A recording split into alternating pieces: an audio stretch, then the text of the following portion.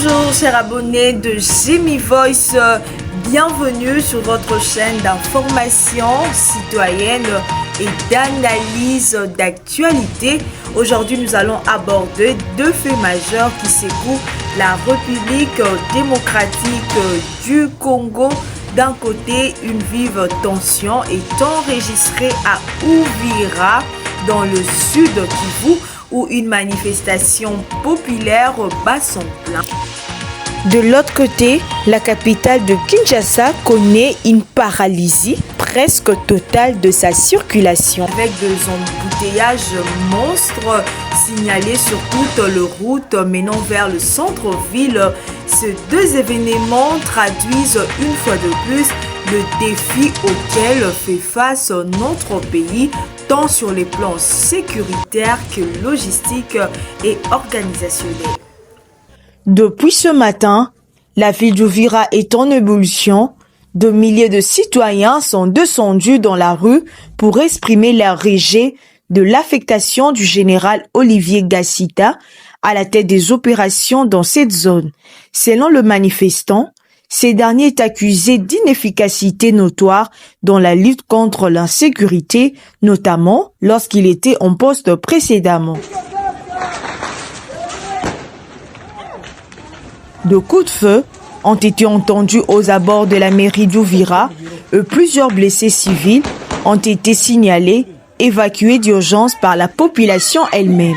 La colère des habitants repose sur une frustration accumulée face à l'insécurité chronique qui sévit dans cette partie de l'est du pays. Vol à main armée, enlèvement, incursion de groupes armés, le quotidien est devenu insoutenable. Cette mobilisation est l'expression d'un peuple qui ne se sent ni écouté ni protégé. Elle pose aussi la question de la gestion sécuritaire au sein de forces armées et du manque de résultats concrets sur le terrain. Peut-on continuer à affecter des responsables militaires contestés par la population qu'ils se sont censés sécuriser? Pendant ces temps, à des centaines de kilomètres, Kinshasa vit une autre forme de chaos, celui de la circulation.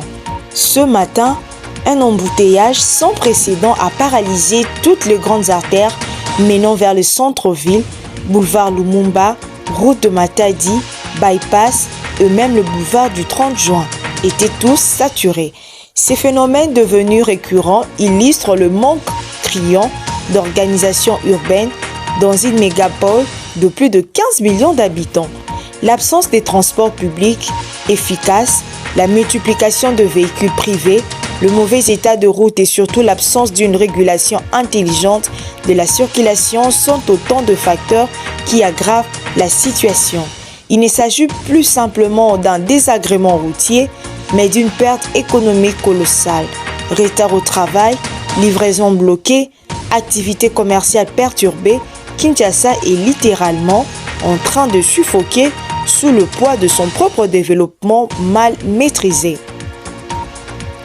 Entre tensions sécuritaires à l'est et saturation urbaine à l'ouest, la République démocratique du Congo semble dans un étau. D'un côté, une population meurtrie qui réclame sécurité et justice. De l'autre, une capitale qui s'enlise dans l'inefficacité logistique. Ces deux situations, bien que différentes, révèlent un même mal, le besoin urgent d'une gouvernance responsable à l'écoute du peuple, capable d'apporter des réponses concrètes aux problèmes quotidiens. À vous qui regardez cette vidéo, que pensez-vous de la situation? Uvira et Kinshasa ne sont-elles pas le reflet d'un pays en quête de réforme?